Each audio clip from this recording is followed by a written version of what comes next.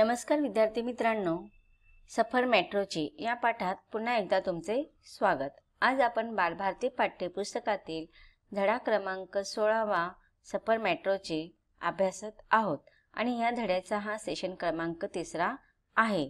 या सेशनमध्ये आपण पाठाचा उर्वरित परिच्छेद अभ्यासणार आहोत आणि यानंतर पाठाचा स्वाध्याय पाहणार आहोत।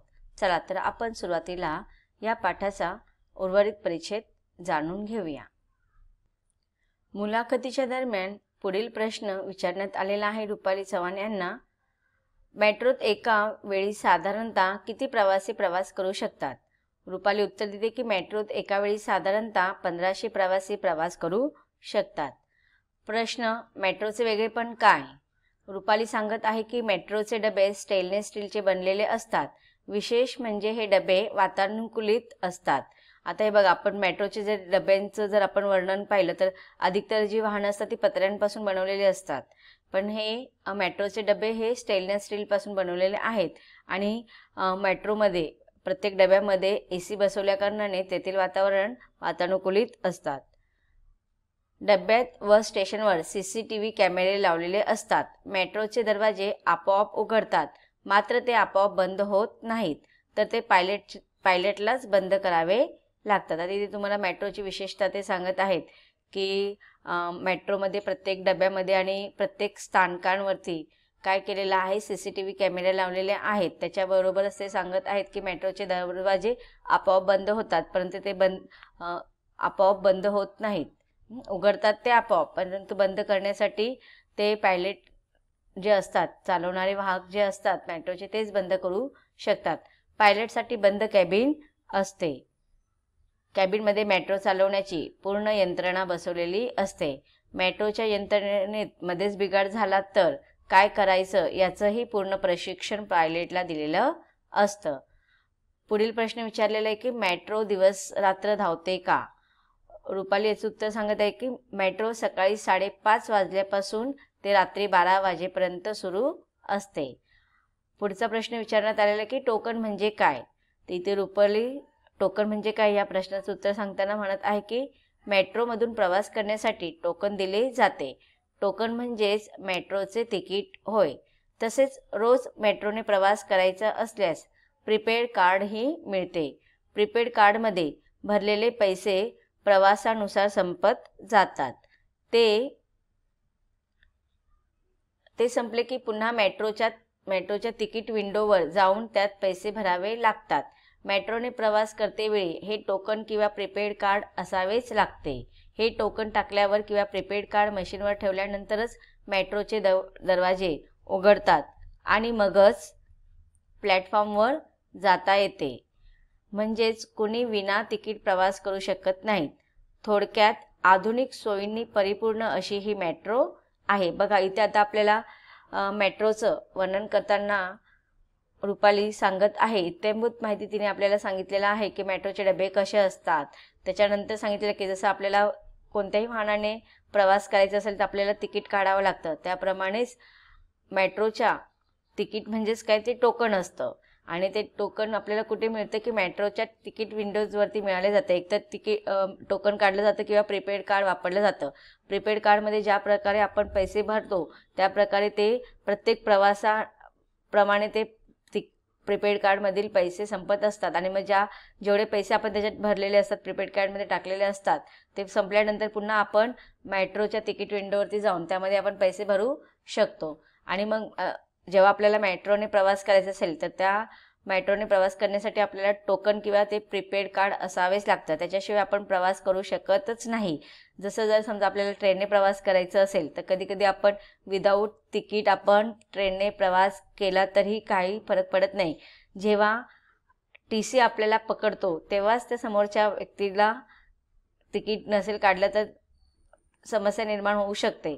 पण मेट्रोने प्रवास करण्यासाठी आपल्याला कंपल्सरी टोकन किंवा प्रीपेड कार्ड असावेच लागतात। जोपर्यंत आपण ते टोकन किंवा प्रीपेड कार्ड मशीनवर ठेवत नाहीत आणि मशीनचे दरवाजे उघडले जात नाहीत तोपर्यंत आपण त्या प्लॅटफॉर्मवरती एंट्री करू शकत नाहीच। म्हणजे जर प्लॅटफॉर्मवर तुम्हाला एंट्री करायचे असेल तर त्यासाठी प्रीपेड कार्ड किंवा टोकन घेणे अत्यावश्यक असतं.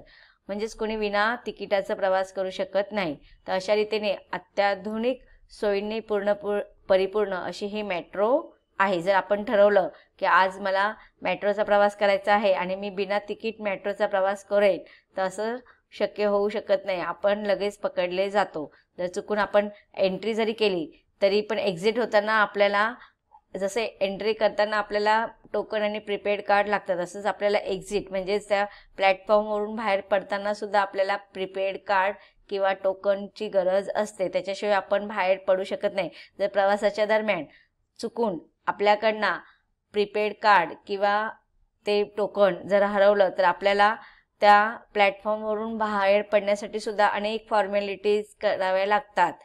त्याच्यानंतरच आपण त्या प्लॅटफॉर्मवरून बाहेर पडू शकतो. तर अशा रीतीने अत्याधुनिक सोयींनी अशी परिपूर्ण ही मेट्रो आहे. मेट्रोच्या या सोयीमुळे अनेक प्रवासी सुखी झाले आहेत. प्रवासाचा वेळ तो वाचतोच, शिवाय प्रवास आनंददायी आणि सुखकारक सुद्धा होतो, असे रुपाली आवर्जून सांगते. मेट्रो आपल्यासाठी अभिमानाची गोष्ट ठरली आहे आणि हेही तेवढ्याच अभिमानाने ती सांगते. तर बघा, अशा रीतीने आज लोकसंख्या वाढल्यामुळे रेल्वेच्या प्रवासामध्ये अत्यंत गर्दी असल्याकारणाने आज आपण आधुनिक सोयींनी परिपूर्ण अशा मेट्रोचा प्रवास कमी वेळेसाठी आणि आनंददायी व सुखकारक रूपाने आपण तो प्रवास करू शकतो. आणि मेट्रो ही आपल्यासाठी अत्यंत अभिमानाची अशी गोष्ट ठरलेली आहे. तर विद्यार्थी मित्रांनो, हा पाठ इथे संपलेला आहे. आता आपण या पाठाखालील स्वाध्याय अभ्यासूया. विद्यार्थी मित्रांनो, आता या पाठाचा स्वाध्याय आपण पाहूया. प्रश्न क्रमांक 1, 3-4 वाक्यात उत्तरे लिहा. मेट्रो पायलट होण्यासाठी कोणकोणत्या टप्प्यातून जावे लागते? उत्तर: मेट्रो पायलट होण्यासाठी इंजिनियर व्हावे लागते. नंतर अवघड चाचणी परीक्षा द्यावी लागते. मानसिक व शारीरिक चाचणी घेतली जाते. नंतर मुलाखतीत निवड व्हावी लागते. त्यानंतर 1 वर्षाचे मेट्रो चालवण्याचे प्रशिक्षण दिले जाते. हे सर्व टप्पे पार केल्यावर उमेदवार मेट्रो पायलट बनवू शकतो.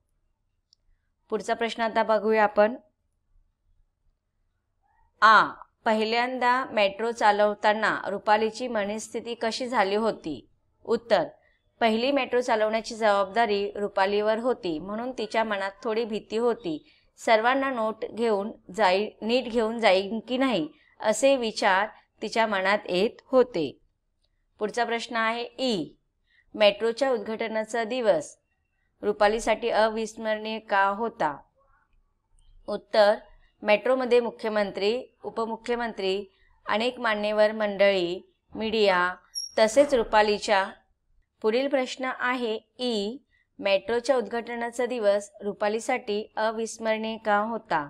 उत्तर: मेट्रोमध्ये मुख्यमंत्री, उपमुख्यमंत्री, अनेक मान्यवर मंडळी, मीडिया तसेच रुपालीच्या घरची सर्व मंडळी उपस्थित होती. या सर्वांना रुपालीला मेट्रोमधून घेऊन जायचे होते, म्हणून मेट्रोच्या उद्घाटनाचा दिवस रुपालीसाठी अविस्मरणीय होता. पुढचा प्रश्न आता आपण पाहूया. प्रश्न क्रमांक 2, मेट्रो बाबतीत पुढील मुद्द्यांवर थोडक्यात माहिती लिहा. इथे बघा तुम्हाला केबिन, कॅमेरे, मेट्रोचा प्रवास, जिने, दरवाजे, प्रवासी संख्या, इंजिन आणि तिकीट हे मुद्दे दिलेले आहेत. आता ह्या मुद्द्यांवरती आपल्याला संक्षिप्त माहिती सांगायची आहे. तर सुरुवातीला आपण पाहूया कॅबिन. तर कॅबिनची माहिती आपण थोडक्यात सांगूया. उत्तर: मेट्रोच्या पायलटसाठी कॅबिन असते. ती मेट्रोच्या दोन्ही बाजूस असते. कॅबिनमध्ये मेट्रो चालवण्याची पूर्ण यंत्रणा बसवलेली असते. पुढे पाहूया कॅमेरे. मेट्रोच्या डब्यात व स्टेशनवर CCTV कॅमेरे लावलेले असतात. ते प्रवाशांच्या सुरक्षितेसाठी लावलेले असतात.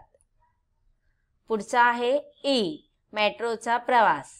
उत्तर: मेट्रोचा प्रवास जलद, आनंददायी व सुखकारक आहे. मेट्रोमधून प्रवास करण्यासाठी टोकन म्हणजेच मेट्रोचे तिकीट दिले जाते. तसेच रोज मेट्रोने प्रवास करायचा असल्यास प्रीपेड कार्डही मिळते. हे टोकन टाकल्यावर किंवा प्रीपेड कार्ड मशीनवर ठेवल्यानंतर मेट्रोचे दरवाजे उघडतात.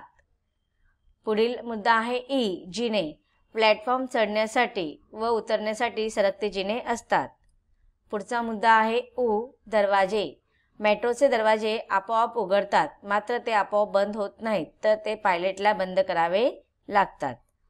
पुढचा मुद्दा आहे उ, प्रवासी संख्या. मेट्रोत एका वेळी 1500 प्रवासी प्रवास करू शकतात. पुढचा प्रश्न आहे ए, इंजिन. मेट्रोला दोन्ही बाजूस इंजिन असते. ज्या दिशेला जायचं असेल त्या दिशेच्या इंजिनच्या कॅबिनमध्ये पायलट बसतो. पुढचा आहे ए, तिकीट. टोकन म्हणजे मेट्रोचे तिकीट. दररोज प्रवास करायचा असेल तर प्रीपेड कार्डही मिळते. प्रवासानुसार प्रीपेड कार्डमधील पैसे संपत जातात. ते संपले की मेट्रोच्या तिकीट विंडोजवर जाऊन त्यात पैसे भरावे लागतात. मेट्रोने प्रवास करतेवेळी टोकन किंवा प्रीपेड कार्ड असावेच लागते. पुढील प्रश्न आहे प्रश्न क्रमांक 3. खालील आकृत्या पूर्ण करा. मेट्रोचे वैशिष्ट्ये. तर इथे बघा आपल्याला हे जे चौकोन दिलेले आहे त्याच्यामध्ये मेट्रोचे वैशिष्ट्ये काय आहेत ते आपल्याला लिहायचे आहेत. उत्तर पाहूया. मेट्रोचे वैशिष्ट्य आहेत अत्याधुनिक यंत्रणा, स्टेनलेस स्टीलचे डबे, वातानुकूलित 4 डबे, CCTV कॅमेरे, 1500 प्रवाशांची सोय. पुढचा प्रश्न आहे प्रश्न क्रमांक 4. मेट्रो तुमच्याशी बोलते आहे अशी कल्पना करा. मेट्रो तिची कहाणी काय सांगेल ते लिहा. उत्तर. मेट्रो म्हणेल, बघा मुलांनो, मी विज्ञानाची देण आहे. माझ्यामुळे अनेक प्रवासी सुखी झाले आहेत. माझ्यामुळे प्रवासाचा वेळ तर वाचतोच, शिवाय प्रवास आनंददायी व सुखकारक होतो. पावसाळ्यात उड्डाण पूलवरून माझ्यामधून प्रवास करताना तुम्हाला ढगातून तरंगत जात असल्याचा अनुभव येईल. मुलांनो, तुम्ही सर्वांनी एकदा तरी माझ्यामधून प्रवास करावा अशी माझी इच्छा आहे. पुढील प्रश्न आहे प्रश्न क्रमांक 5. तुम्हाला मोठे झाल्यावर कोणते वाहन चालवायला आवडेल, का ते सांगा. तर बघा इथे तुम्हाला एकाच प्रश्नामध्ये 2 प्रश्न विचारलेले आहे की कोणतं वाहन तुम्हाला चालवायला आवडेल आणि ते का चालवायला आवडेल याचं विस्तारित उत्तर आपल्याला द्यायचं आहे. उत्तर. आम्हाला मोठे झाल्यावर मोटर कार चालवायला आवडेल, कारण कारमध्ये माझे कुटुंब बसलेले असेल. माझे कार चालवण्याचे कौशल्य पाहून त्यांना समाधान तर वाटेलच, पण माझा अभिमानही वाटेल. शिवाय मला त्यांची सेवाही करता येईल. कौटुंबिक सहलीचा आनंद फक्त कारमध्येच मिळू शकतो, म्हणून मला मोठे झाल्यावर कार चालवायला आवडेल. विद्यार्थी मित्रांनो, या प्रश्नाचं उत्तर तुम्ही स्वमत किंवा स्वतःच्या अभिव्यक्तीप्रमाणे लिहू शकता. तुम्ही तुमच्या आवडीनुसार तुम्हाला जे वाहन चालवायला आवडेल आणि ते का आवडेल ते विस्तारित रूपामध्ये लिहू शकता. पुढील प्रश्न आहे प्रश्न क्रमांक 6. तुमच्या परिसरातील रिक्षा चालक, एसटी चालक यांच्याशी संवाद साधण्यासाठी 10 प्रश्न तयार करायचे आहेत. प्रश्न 1. इतर उद्योग सोडून आपण हा धंदा का स्वीकारला? प्रश्न क्रमांक 2. तुमच्या घरी कोण कोण आहेत? प्रश्न क्रमांक 3. वडिलांचा व्यवसाय कोणता होता? प्रश्न क्रमांक 4. उच्च शिक्षण का घेतले नाही? प्रश्न क्रमांक 5. तुमचे राहणे कोठे आहे? प्रश्न क्रमांक 6. तुमचे मुले काय करतात? प्रश्न क्रमांक 7. मुलीच्या लग्नाच्या वेळी तुमच्यात हुंडा द्यावा लागतो का? प्रश्न क्रमांक 8. तुमचे वय किती आहे? प्रश्न क्रमांक 9. तुम्ही जेवण केव्हा घेता, कारण दिवसभर रिक्षा चालवता? प्रश्न क्रमांक 10. एवढे परिश्रम करून तुम्हाला मिळकत किती होते? तर अशा प्रकारे तुम्ही प्रश्न लिहू शकता. तर विद्यार्थी मित्रांनो, या पाठामध्ये आपण उरलेला परिच्छेद विस्तारित रूपात अभ्यासून घेतलं. मेट्रोची इत्थंभूत माहिती आपल्याला या पाठाच्या माध्यमातून समजलेलं आहे आणि पाठाचा स्वाध्याय सुद्धा आपण घेतलेला आहे. हा पाठ इथे संपतो. धन्यवाद.